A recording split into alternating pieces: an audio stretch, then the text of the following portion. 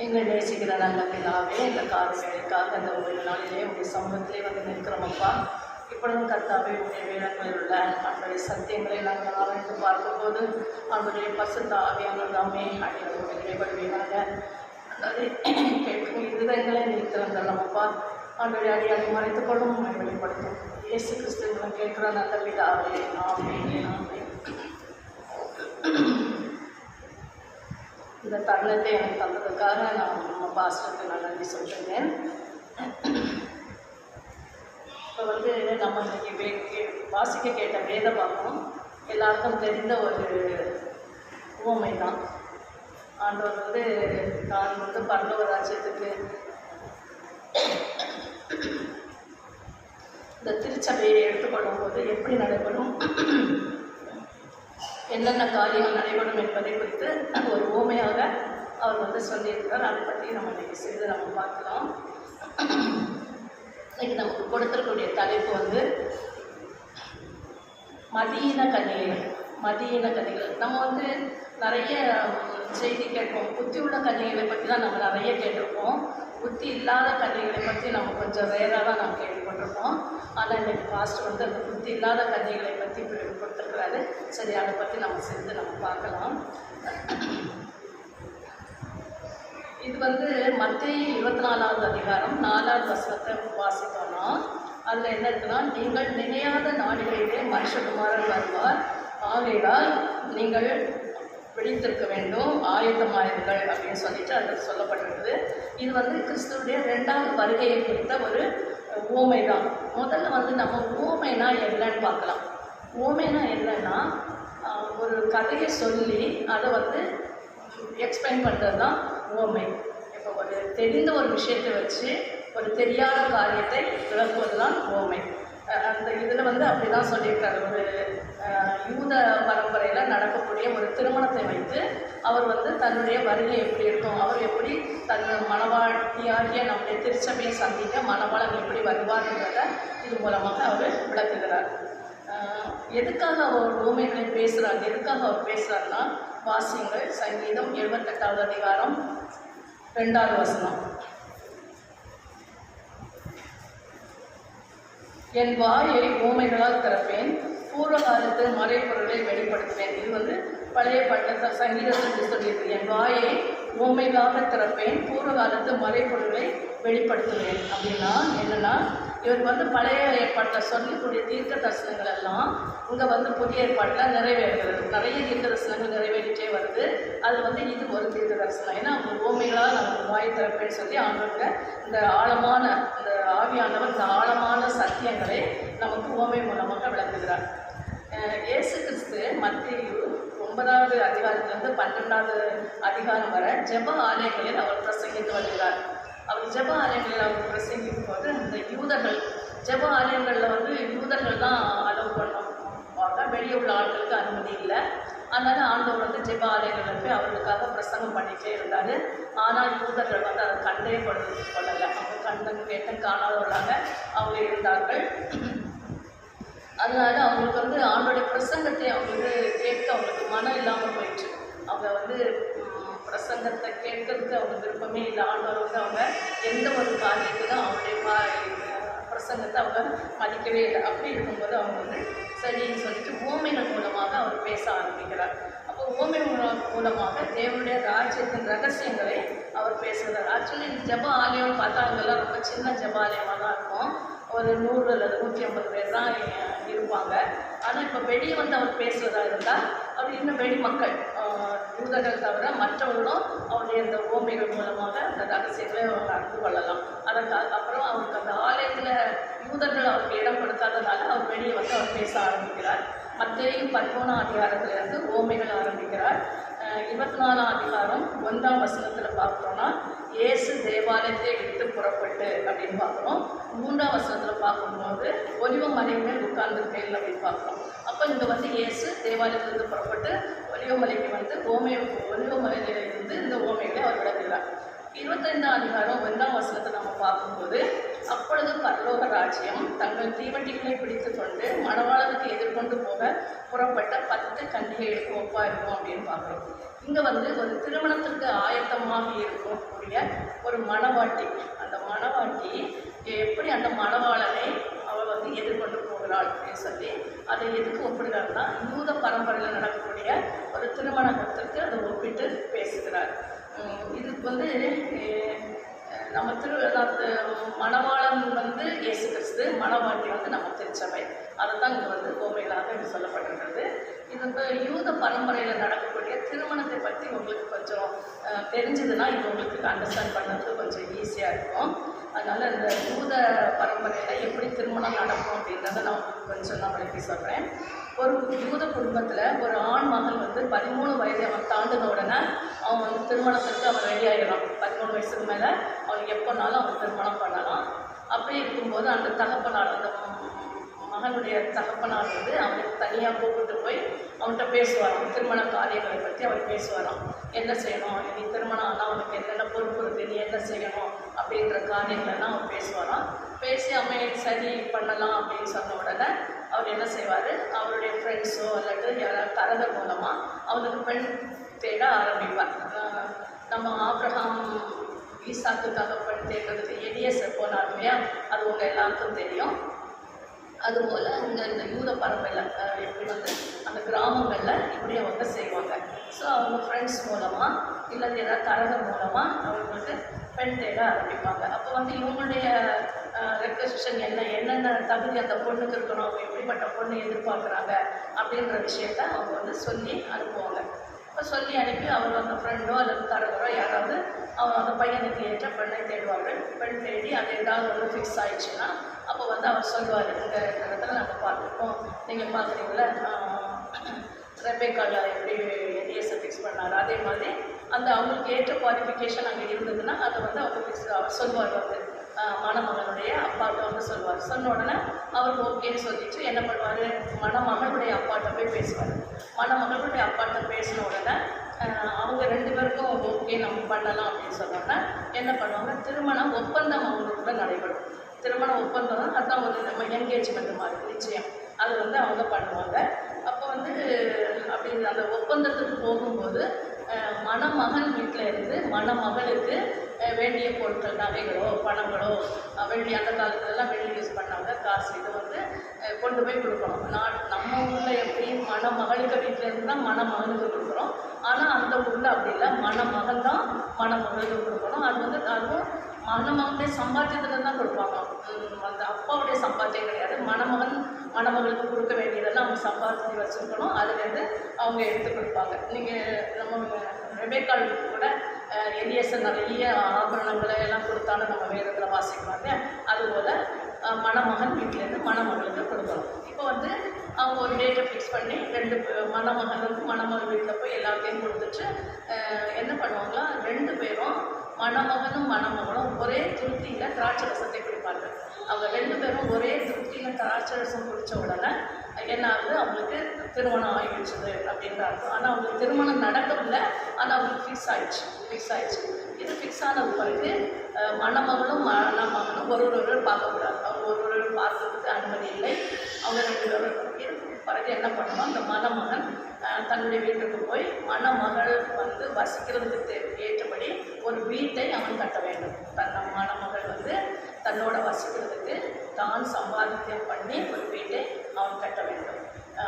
மணமகள் என்ன பண்ணுவான்னா, அவள் திருமணத்துக்கு ஏற்ற ஆடைகள் எல்லாம் அவள் தைத்து அவள் ரெடி பண்ணுவாள். ஆனால் அங்கே வந்து 2 பேரும் ரெடி பண்ணுவாங்க. ஆனால் எந்த நேரத்தில் இந்த மணமகன் வந்து மணமகளை அழைத்து கொண்டு போக வருகிறாங்கிறது தெரியாது. அது ரகசியமாக இருக்கும், வெளியே யாருக்குமே தெரியாது. அவங்க பாரம்பரியப்பட்டு நடுராத்தில் தான் போவாங்க. அப்போ இப்படி மணமகள் எப்போவுமே ரெடியாக இருக்கணும். திடீர்னு ஒரு நாள் இந்த மணமகன் எல்லாத்தையும் இங்கே ரெடி பண்ணி வைத்துவிட்டு அவன் தன்னோட ஃப்ரெண்ட்ஸோட மணமகள் வீட்டுக்கு போவான். மகள் வீட்டுக்கு அவன் போகும்போது இதோ மணவாளன் வந்து விட்டார் அப்படின்னு ஒரு சத்தம். அந்த சத்தம் மட்டும்தான் கேட்கும். அந்த சத்தத்தை கேட்ட உடனே அந்த மணமகள் வீட்டை விட்டு வெளியே வரணும். வந்து அவளுடைய தோழிகளோட அவள் தீவட்டிகளை பிடித்து கொண்டு மணமகனோடு புறப்பட்டு வருவார்கள்.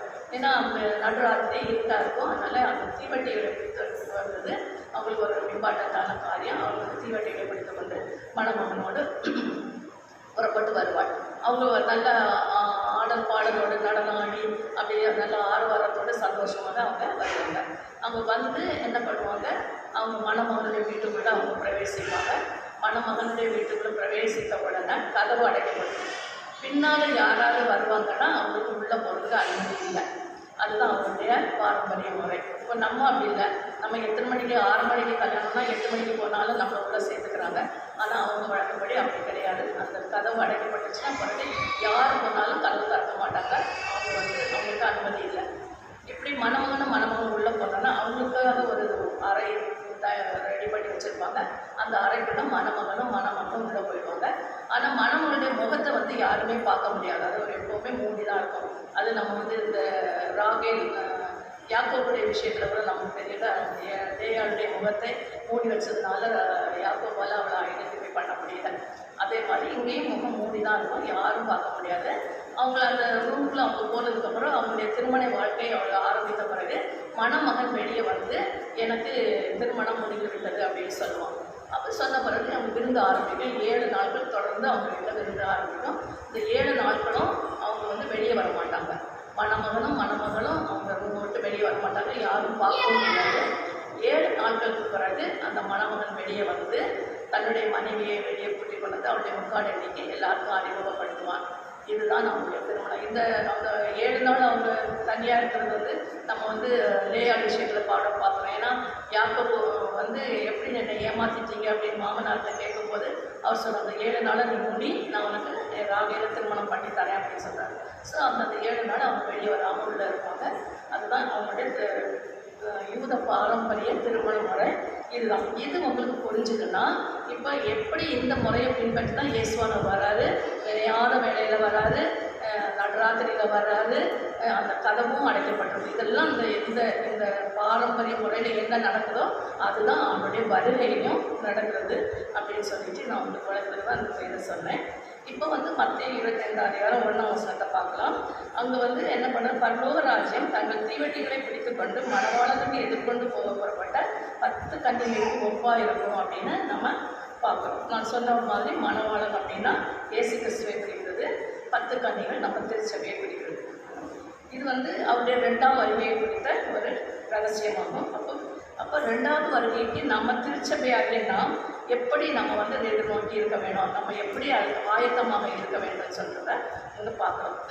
இப்போ மனுஷகுமாரன் வரும் நாளிகையாவது நாம் அறியாதிருக்கிறபடியால் நாம் விடுத்திருக்க வேண்டும் என்று வேதம் சொல்கிறது. இப்போ ஒலிவ மலையிலிருந்து இயேசு தன்னோடு இருந்த சீஷருக்கு கடைசி நாட்களில் நடக்க போகும் காரியங்கள் எல்லாம் அவர் குறித்து சில ரகசியங்களை அவரது சீஷருக்கு அவர் விவரித்து சொல்லி கொண்டிருக்கிறார். இந்த திருச்சபையை நிறைய ஓமைகளில் அவர் 2வது பிரித்து காட்டுகிறார். நிறைய ஓமைகளை நீங்கள் பார்த்தீங்கன்னா அதில் வெள்ளையாடு, செம்மறியாடு, மூத்த குமாரன், இளைய குமாரன், அழைக்கப்பட்டவர்கள், தெரிந்து கொள்ளப்பட்டவர்கள், அப்படி 2 குரூப்பாக தான் பிரித்து காட்டுறாரு. இதுலேயும் புத்தி உள்ள கன்னிகள், புத்தி இல்லாத கன்னிகள், அப்படி எல்லாமே அவர் 2ஆக பிரித்து தான் காட்டுறதை நம்ம பார்க்குறோம். சரி, நான் இந்த ஓமையை நம்ம எல்லாருக்கும் தெரிஞ்சதுனால நான் திரும்ப அதுக்குள்ளே நான் போகல.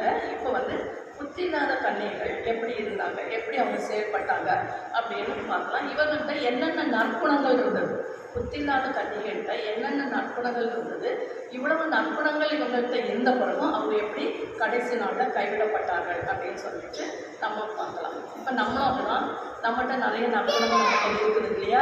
ஆனால் நம்ம நினைக்கிறோம் இந்த நற்குணங்களை வைத்துக்கொண்டு நம்ம பரலோகராஜ்யம் போயிடலாம் அப்படின்னு நம்மளை நினச்சி கொண்டிருக்கிறோம். ஆனால் அது எப்படின்றத இந்த புத்தி இல்லாத கன்னிகளுடைய காரியங்கள் நம்ம கொஞ்சம் பார்த்து வைக்கலாம். சரியா? முதல் அப்படி நற்குணம் என்னன்னா, அவர்கள் மணவாளனை காண வாஞ்சையோடு புறப்பட்டார்கள். இவர்களுக்கு மணவாளனை காண வேண்டும் என்ற வாஞ்சை இருந்தது. அவங்களுக்கு ஏன் அவங்களுக்கு அந்த வாஞ்சை வந்ததுன்னா, இவங்க நம்ம இவங்கெல்லாம் ரட்சிக்கப்பட்டவங்க தான், ஆண்டவர் தெரியாதவங்க ரட்சிக்கப்பட்டவங்க தான். அவங்களுக்கு என்ன ஒரு நம்பிக்கை அவங்க மனசு இருந்தால் நம்மளாம் ரட்சிக்கப்பட்டுட்டோமே, நம்மளுடைய ஆண்டவர் இந்த இயேசு கிறிஸ்து நம்முடைய பாவத்திலேருந்து விடுதலை ஆகிட்டாரு, நமக்காக கல்வாரி சிலுவையில் அவர் ரத்தம் சிந்தினாரு, இப்படிப்பட்ட எத்தனையோ கஷ்டங்கள் கவலைகள் இந்த உலகத்தில் நமக்கு வந்த போதும் அவர் நம்மளை காப்பாற்றினாரே. இப்படிப்பட்ட கேரக்டர்ஸு இந்த இயேசுகிட்ட இருக்கிறதுனால அப்போ அந்த இயேசுவை நம்ம பார்க்கணும். ஏன்னா அவர் நல்லவர், அவர் வல்லவர், அவர் மீட்பர், இப்படிப்பட்ட கருத்துக்கள் இந்த புத்தியில்லாத கன்னிகளுடைய மனசில் இருந்தது. அவங்க இருந்ததுனால இவங்க வந்து இயேசுவை காண வேண்டும் அப்படின்னு ஒரு வாஞ்சை அவங்களுக்கு இருந்தது. இன்னொன்று வந்து இன்னும் ரெகுலராக சர்ச்சுக்கு வந்துட்டு இருந்தவங்க தான். வாரம் ஞாயிற்றுக்கிழமையான சர்ச்சுக்கு வந்திருந்த கூட்டம் தான் இவங்க. அப்போ வரப்போ என்ன பாஸ்டர் நல்லா பேசுவார் இல்லையா? பேசுகிறப்ப ஐயோ அவர் இரக்கம் உள்ளவர், அவர் வந்து மன்னிக்கிறவர், அன்பு காட்டுகிறவர், இப்படிப்பட்ட இயேசுடைய எல்லா குணங்களையும் அவங்க அறிந்தவர்களாக தான் இருந்தாங்க. அப்போ இப்படிப்பட்ட இயேசுவைக்கான அவங்க வாஞ்சியோடு புறப்பட்டாங்க. சரி, நான் ஒரு சின்ன ஒரு சம்பவத்தை சொல்லி உங்களுக்கு இந்த இயேசுடைய அந்த குணங்களை பற்றி நான் உங்களுக்கு ஒரு சின்ன சம்பவங்களை உங்களுக்கு விளக்க போகிறேன். எப்படின்னா, ஒரு ஏழை விதவை அவன் வந்து தன்னுடைய பிள்ளைகள் வந்து பசியில் வாடுறத அவளால் சகிக்க முடியலை. அந்த பிள்ளைகள் இப்படி பசியில் வாடுகிறாங்கன்னு சொல்லிட்டு அவன் என்ன பண்ணா, ஒரு கடையில் போய் சில உணவு பதார்த்தங்களை அவள் திருடி விட்டான். அவள் அந்த உணவு பதார்த்தங்களை திருடினதை அந்த கடைக்காரர் வந்து அவளை கையும் மெய்யுமாக பிடித்து கொள்ளப்பட்டாள். அவள் பிடித்த உடனே அவளை வந்து கொண்டு போய் கோர்ட்டில் வந்து சப்மிட் பண்ணுறாங்க. அப்போது பண்ணோன்னா அந்த ஜட்ஜி கேட்குறாரு, என்னம்மா நீ வந்து இந்த உணவுப் பொருளெல்லாம் நீ திருடினியா அப்படின்னு கேட்குறாரு. அப்போ அவள் சொல்கிறான், ஆமாம் நான் திருடினேன், என்னுடைய பிள்ளைகளுடைய பசியை என்னால் தாங்க முடியல, பிள்ளைகளுடைய பசி தாங்க முடியாததுனால நான் வந்து இந்த உணவுப் பொருளை நான் திருடிட்டேன் அப்படின்னு சொல்கிறா. உடனே அவர் சொல்கிறாரு, சரி நீ திருடி இருந்தாலும் வந்து நீ செய்கிறது தவறு தான்.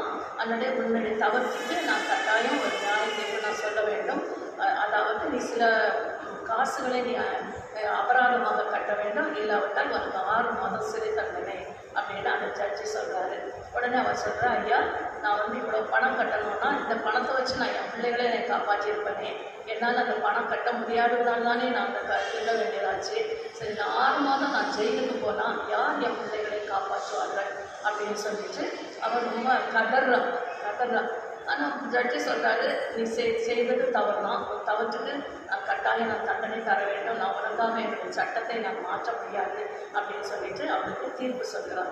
என்ன தீர்ப்பு சொல்கிறாங்கன்னா, நீ இவ்வளோ பணத்தை நீ அபராதமாக நீ கட்ட வேண்டும் அப்படின்னு சொல்லி தீர்ப்பை எழுதுகிறார். அப்படி அவர் தீர்ப்பை எழுதும்போது அவருடைய உள்ளம், அந்த ஜட்ஜுடைய உள்ளம் சுக்கு நூறாக உடைந்துட்டு அவர் உடனே அந்த தீர்ப்பை எழுதி விட்டுட்டு அவர் சொல்கிறாராம், இவ்வளோ நேரமாக நான் வந்து ஒரு ஜட்ஜாக நான் செயல்பட்டேன், இப்போ வந்து நான் ஒரு மனிதனாக நான் செயல்படுகிறேன் அப்படின்னு சொல்லிட்டு அவனுடைய அபராத தொகை முழுவதையும் அவரை கட்டிவிட்டாராம். இயேசு கிறிஸ்து தானே நமக்காக சிலுவையில் நம்முடைய பாவங்களெல்லாம் அவர் மன்னித்து நமக்காக சிலுவையில் தொங்கினார் அல்லவா? அப்படிப்பட்ட கேரக்டர்ஸ், அப்படிப்பட்ட ஒரு கேரக்டர் இயேசு கிறிஸ்துவிட்ட இருக்கிறதுனால தான் இந்த புத்தி இல்லாத ஜனங்கள் ஆண்டவரைக்கான வாஞ்சியோடு புறப்பட்டார்கள். சரி, இது முதல் கேரக்டர். 2வது கேரக்டர் என்னன்னா, அவர்கள் வந்து மணவாளனுடைய வருகை வந்து தாமதித்தாலும் அவர்கள் காத்திருந்தார்கள். சரி, மணவாளன் வர நேரம் ஆகுது, நம்ம போகலாம் வீட்டுக்கு அப்படின்னு அவங்க நினைக்கிறேன். அவங்க வந்து காத்திருக்கிறாங்க, மற்ற புத்தியுள்ள கன்னிகளோடு அவங்க காத்திருக்கிறாங்க. அவங்க ரொம்ப பொறுமையாக தான் இருந்தாங்க. அந்த இரவு நேரத்திலும் அவங்க வந்து அந்த புத்தியுள்ள கன்னிகளோடு அவங்க படுத்து தூங்குறாங்க. எந்த நேரமானாலும் நம்ம இந்த மணவாளனுக்கு எதிர்கொண்டு போக வேண்டும் அப்படின்ற ஆவல் இவர்களுக்குள்ளே இருக்கிறது.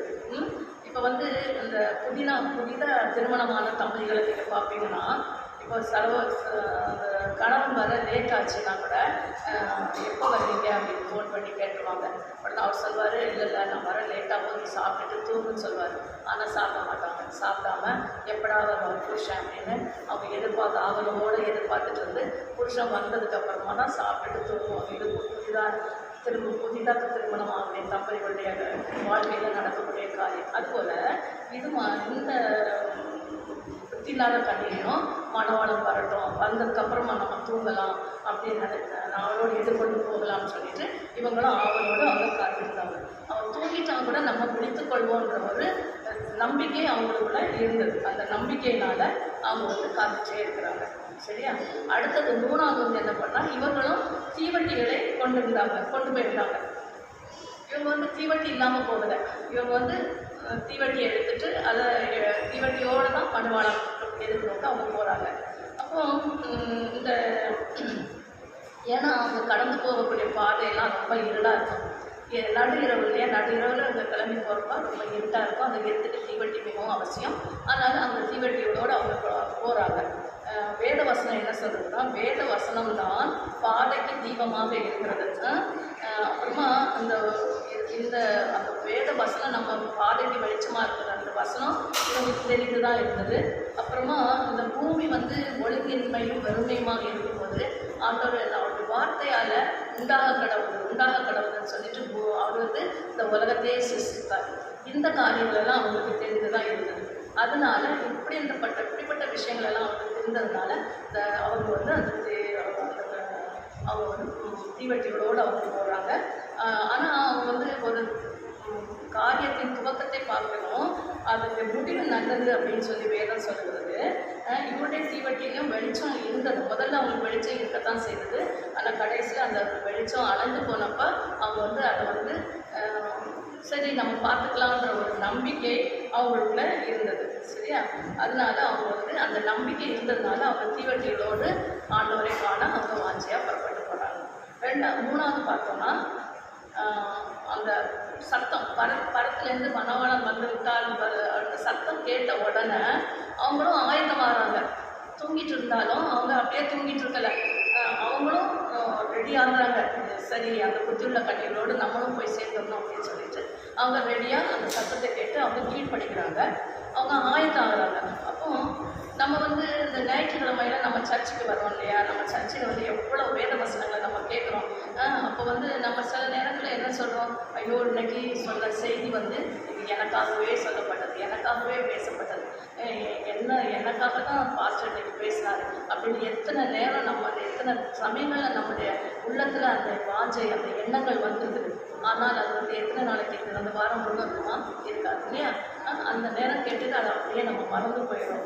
அப்புறம் நம்ம அதே மாதிரி நம்மளுடைய ஜெபத்தை கேட்டு எவ்வளோ ஜெபத்துக்கு ஆனோம் நமக்கு பதில் தந்துருக்கிறாரு. அதெல்லாம் இவங்களுக்கு தெரியும். நம்ம வந்து நம்மளுடைய வசனங்கள் நம்மளை ஆதரவுப்படுத்துறது, நம்மளுடைய ஜெபத்துக்கு பதில் கிடைக்கிறது அப்படின்ற காரியங்களெல்லாம் இவங்களுக்கு தெரிந்து தான் அவங்க வச்சுருந்தாங்க. அதனால் அப்படி அவங்க தெரிஞ்சு வச்சுருக்கிறோம். என்ன பண்ணுறாங்க, அந்த தீவெட்டியில் எண்ணெய் இல்லைன்னு சொன்ன உடனே அந்த புத்தி உள்ள கண்ணிகள்கிட்ட ஓடி போய் கேட்குறாங்க, எங்களுக்கும் கொடுங்க. ஏன்னா இவங்களுக்கு எப்படியாவது அவர் கூட போயிடணும் அப்படின்ற ஒரே வாஞ்சை. அந்த வாஞ்சையினால எங்களுக்கு கொடுங்க அப்படின்னு சொல்லிட்டு கேட்குறாங்க. ஆனால் அவங்க கொடுக்க மாட்டேன்னு சொன்ன பிறகு தான் எனக்கு தெரியுது. இப்போ யூதாஸ் காரியத்தை பார்க்கலாம். யூதாஸ் காரியத்தை ஆண்டவர் காட்டி கொடுத்துட்டு அவன் மனஸ்தாபப்பட்டான். ஆனால் அவன் மனஸ்தாபப்பட்ட ரொம்ப லேட்டாக மனஸ்தாபப்பட்டான். அவன் லேட்டாக மனஸ்தாபப்பட்டு ஒன்றுமே நடக்க போகிறதில்ல. அந்த டைமு நமக்கு அந்த ப்ரெசன்ஸ் ஆஃப் மைண்ட் இருந்தால் தான் நம்ம வந்து காரியங்களை நம்ம வென்று வர முடியும்.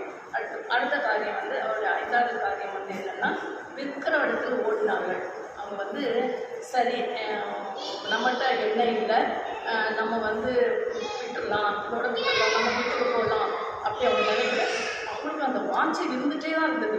எப்படியாவது நம்ம ஓடி போய் அந்த நடுராத்திரியில் கடைக்கு போயிடுச்சு நம்ம எப்படியாவது அந்த எண்ணெயை வாங்கி கொண்டு வந்து நம்ம மனமனம் கூட நம்ம போயிடணும் அப்படின்ற ஒரு வாஞ்சி அவங்களுக்குள்ள ரொம்ப இருக்க தான் செய்யுது. அதனால என்ன பண்ணுறாங்க, அந்த ராத்திரியிலே இந்த கன்னிகைகளாக இருந்த பிறகும் அந்த ராத்திரியிலே ஓடுறாங்க. எங்கே கடை இருக்குது, எங்கே போய் வாங்கலாம், யார்கிட்ட போய். ஏன்னா ராத்திரி மோஸ்ட்லி கடைகளெல்லாம் இருக்காது. சாயங்காலம் இஸ்ரவேலெல்லாம் சாயங்காலம் 6 மணி ஆனாலும் எல்லாம் கடையும் முடிவாங்க. ஆனால் இவங்க வந்து ஓடுறாங்க. ஏதாவது ஒரு எங்கேயோ போய் ஏதோ கதவை தட்டி எங்கேயோ யாருக்கோ போய் எண்ணெய் வாங்குறதுக்காக அவங்க அவங்க மனம் அப்போ அந்த நேரம் எவ்வளோ பாடுபட்டுருக்கோன்னு யோசிக்கிறீங்களா. அதனால அந்த நடுராத்திரியும் அவங்க ஓடுறாங்க. எப்படியாவது எண்ணெயை வாங்கி கொண்டு வந்து நம்ம மனவாளனோட நம்ம உள்ளே போயிடணும் அப்படின்னு சொல்லிட்டு அவங்களுக்கு அந்த வாஞ்சியோட ஓடுறாங்க. அப்போ வந்து அந்த மணமளன் வர தாமதித்த போதுன்னு நம்ம அது வேதத்தில் வாசிக்கலாம். ஆனால் அப்போ அவங்களுக்கு டைம் இருக்குது. அவங்க செக் பண்ணியிருக்கலாம், நம்மகிட்ட எண்ணெய் இருக்குதா, நம்ம தீவெட்டி அடைஞ்சு போயிடுச்சு, இனி அடுத்தது எண்ணெய் இல்லையே அப்படின்னு பண்ணலாம். அதெல்லாம் அவங்க பார்க்கல. ஆனால் எப்படியாவது நம்ம மேனேஜ் பண்ணிடுவோம் அப்படின்னு நம்மளும் நிறைய நேரத்தில் நம்ம நினைக்கலாம் இல்லையா. அப்போ இப்போ ஓடி போய் எங்கேயோ போய் யாரையோ தட்டி எழுப்பி எண்ணெயை வாங்கிட்டு வந்துட்டு இப்போ தட்டுறாங்க, போய் கதவை போய் தட்டுறாங்க. அந்த கதவையும் போய் தட்டுறாங்க. அவங்க லேட்டாக கதவை மூடின பிறகும் அவங்க கதவையும் தட்டுறாங்க. அவ்வளோ ஒரு வாஞ்சை ஆவல் அவர்களுக்குள்ள இருந்தது. ஆனால் மணமளன் என்ன சொல்லிட்டாரு, நான் உங்களை அறியேன் அப்படின்னு அவர் சொல்லி விட்டுட்டாரு. சரி, இப்போ வந்து நம்ம அவங்கள்ட்ட இருந்து ஒரு 5 நற்குணங்களை நம்ம பார்த்தோம். அவங்க வந்து மணவாளனை காண வாஞ்சியாக வந்தாங்க, மணவாளனுக்காக காத்திருந்தாங்க, அவங்க கையில் தீவட்டியும் இருந்தது. அவங்க வந்து மணவாளன் வந்த உடனே அவங்க ஆயத்தமாகிறார்கள். அப்புறமா எண்ணெய் இல்லாதவங்களும் அவங்க விற்கிற இடத்துல ஓடுகிறார்கள். இவ்வளவு நற்குணங்கள், இந்த 5 நற்பண்புகள் இருந்தும் இந்த கன்னிகள் ஏன் கைவிடப்பட்டார்கள்? இவங்கள் கைவிடப்பட்டதுக்கு காரணம் என்ன அப்படின்னு சொல்லிட்டு அவங்க கைவிடப்பட்டதின் காரணத்தை நம்ம சென்று பார்க்கலாம். சில காரணங்களை சொல்லி நான் முடிக்கிறேன். முதலாவது அவருடைய தவறான கணிப்பு. அநேக நேரங்களில் நானும் வந்து சத்தியத்தை தவறாக கணித்து விடுகிறோம்.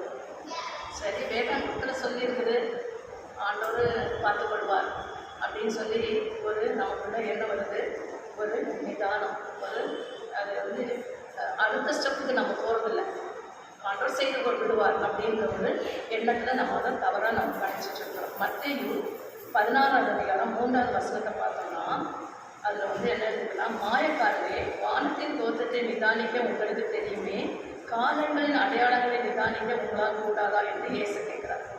இங்கே வந்து வேதபாரகர் பரிசேயர் வந்து நல்லா அந்த தோராவை படித்து முடித்தவங்க தான். அவங்களுக்கு நல்லா தெரியும் என்னென்ன அடையாளங்கள் இருந்தால் மேசியா வருவார் அப்படின்னு அவங்களுக்கு தெரியும். இப்போ வந்து மேசியா வந்துட்டார், மேசியாவுடைய வருகைக்காக தான் அவங்க காத்துட்ருக்காங்க. ஆனாலும் அவங்க வந்து அந்த மேசியா இவர் தான், இயேசு கிறிஸ்து தான் மேசியான்றதை அவங்க வந்து காண தவறிவிட்டார்கள். அதை நம்ம வேதத்தில் பார்க்கணும் இல்லையா? அவங்க வந்து தவறாக அவங்க கணித்திருக்கிறாங்க. மேசியாவை தான் அவங்க இயேசு கிறிஸ்து அவங்க ஏற்றுக்கொள்ளவே இல்லை. அடுத்தப்பறம் இன்னொன்று பார்த்தோம்னா, இயேசு கிறிஸ்து உயிர்த்தெழுந்த பிறகு அவர் என்ன பண்ணுறாரு, எம்மாவூர் சீஷரோடு அவர் நடந்து போகிறாரு. அப்போ இயேசு கிறிஸ்து அவங்களால கண்டுகொள்ளவே முடியல. அவங்க என்ன சொல்கிறாங்க, அவங்க அதுக்கப்புறமா சொல்கிறாங்க, அவர் பேசுறதை பார்த்தா நம்ம உள்ளங்கள் கொழுந்து விட்டு எரியலையா அப்படின்றாங்க. அது பின்னால் தான் அவங்க சொல்கிறாங்க. ஆனால் அவர் கூடவே இயேசு கிறிஸ்து போகிறப்போ அவங்களால இதுதான் இயேசு கிறிஸ்து, உயிர்த்தெழுந்த இயேசு கிறிஸ்து இவர்தான் சொல்லி அவங்களால அணிக்க முடியல. அவங்களுடைய கண்களுக்கு இதெல்லாம் மறைக்கப்பட்டிருந்தது நம்ம பார்ப்போம்.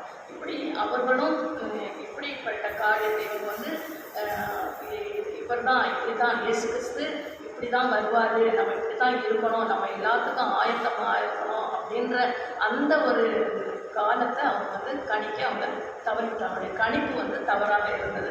ரெண்டாவது வந்து அவங்க வந்து திருப்தி அடைந்து விட்டார்கள். எப்படின்னா, நம்மளும் பார்க்கலாம், நிறைய வேலை நம்ம ஜெபம் ஒரு தடவை நம்ம ஜெபம் பண்ணிட்டு சரி அதோட நம்ம விட்டுட்டு போயிடுவோம் இல்லையா? ஜெபம் சர்ச்சில் வந்து ஞாயிற்றுக்கிழமை நம்ம ஜெபம் பண்ணோன்னா சரி இதோட போதும் அப்படின்னு நமக்கு ஒரு திருப்தியான ஒரு வாழ்க்கை வந்துடுது. ஆனால் இல்லை, அதற்கு மேற்கொண்டு நம்ம தினமும் நம்ம வேதம் வாசிக்கணும், நம்ம ஜெபம் பண்ணணும், நமக்கு நடக்கக்கூடிய மீட்டிங்ஸ் எல்லாம் நம்ம அட்டன் பண்ணலாம், வேதத்து ஆலயத்தில் என்னென்ன காரியங்கள் நடக்குதோ அதெல்லாம் நம்ம அட்டன் பண்ணணும்.